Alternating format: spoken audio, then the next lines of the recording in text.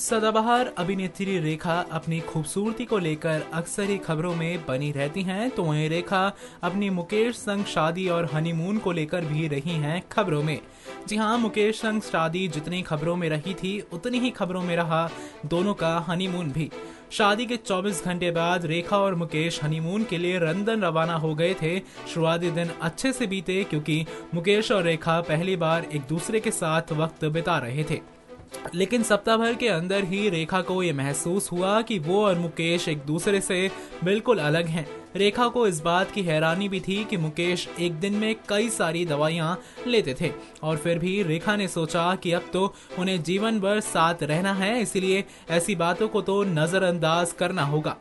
वो अपने आप से बात करते हुए कहती थी कि मुझे इसको सफल बनाना है, क्या रेखा कुछ चाहे तो कर नहीं सकती। दोनों लंदन में एक सप्ताह से ज्यादा रहे। रेखा देख सकती थी कि कुछ तो जरूर है जो कि मुकेश को परेशान कर रहा है।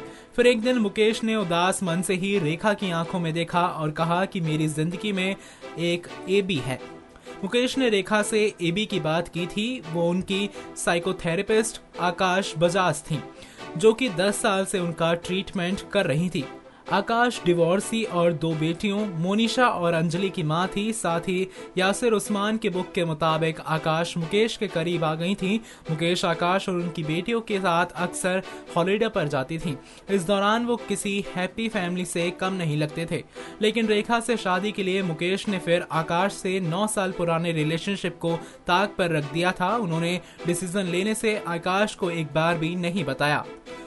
आकाश की मानी जाए तो मुकेश ने उन्हें शादी के लिए प्रपोज किया था, लेकिन उन्हें अपनी बेटियों के साथ उन पर बोझ नहीं बनना था। उन्होंने मुकेश को सलाह दी थी कि उन्हें शादी कर सेटल हो जाना चाहिए, लेकिन रेखा से उनकी शादी उनके लिए सरप्राइज से कम नहीं थी। उन्हें मुकेश की चिंता भी हो रही थी। Next 9 news report. Subscribe and press the bell icon for latest updates.